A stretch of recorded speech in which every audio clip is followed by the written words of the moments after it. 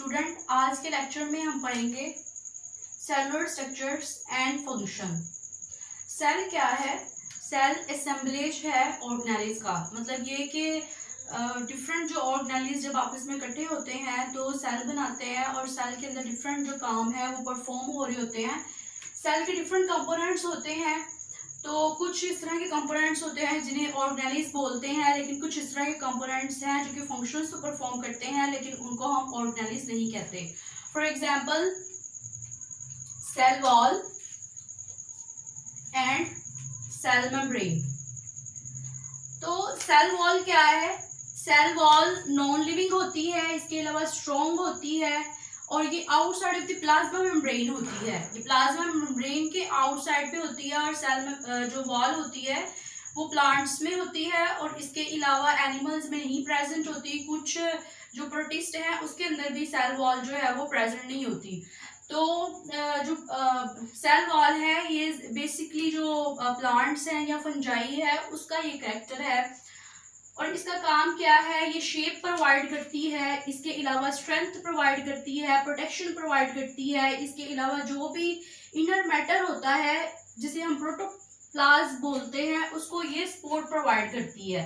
For example अगर plant cell की बात की जाए तो ये प्लांट सेल है।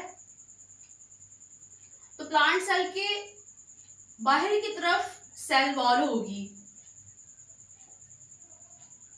और सेल वॉल के अंदर की तरफ जो है वो सेल मेम्ब्रेन होगी जिसे प्लाज्मा मेम्ब्रेन भी बोलते हैं। लेकिन अगर हम एनिमल सेल की बात करें तो एनिमल सेल के अंदर सेल वॉल जो होती है वो नहीं होती, बल्कि जो आउटर कवरिंग होती है वो प्लाज्मा मेम्ब्रेन ही होती है एनिमल सेल के अंदर। जो सेल वॉल है इसके अंदर दो वॉल्स बनती हैं। एक वॉल को प्राइमरी वॉल बोलते हैं और दूसरी वॉल को जो है वो सेकेंडरी वॉल बोलते हैं। जो प्राइमरी वॉल होती है वो आउटर होती है, जो सेकेंडरी वॉल होती है वो इनर होती है। फॉर एग्जांपल अगर हम इसको इन दो वॉल्स को कंसिडर कर लें कि ये सेल वॉल को शो कर रही है, तो जो बाहर वाली होगी वो प्राइमरी वॉल है, जो अंदर वाली है वो सेकेंडरी वॉल है।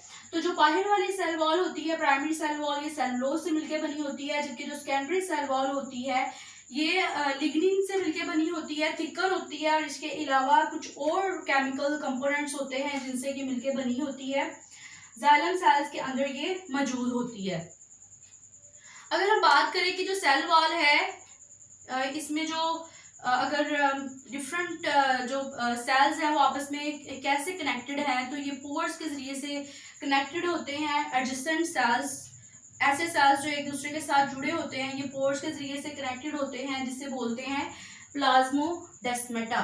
फॉर एग्जांपल अगर हम ये कंसिडर कर लेते हैं कि ये दो सेल हैं, एक सेल ये है और इसके साथ ही प्लांट का जो है वो दूसरा सेल प्रेजेंट है, तो इनके दरमियान में जो है वो सुराख होगा और इस सुराख के जरिए से इनके दरमियान में एक्सचेंज होगा जो भी साइटोप्लाज्मिक मटेरियल है, साइटोप्लाज्मिक जो कंपोनेंट्स हैं या फ्लूइड है उसका एक्सचेंज होगा।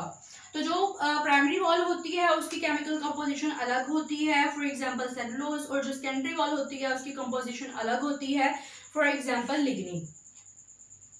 इसके अलावा फंजाई प्रेजेंट होती है, सेल वॉल प्रेजेंट होती है फंजाई में और प्रोकैरियोट्स में।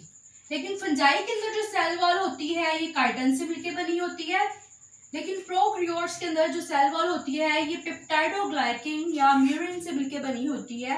और पेप्टाइडोग्लाइकिन क्या है? ये अमाइनो एसिड और शुगर का कॉम्बिनेशन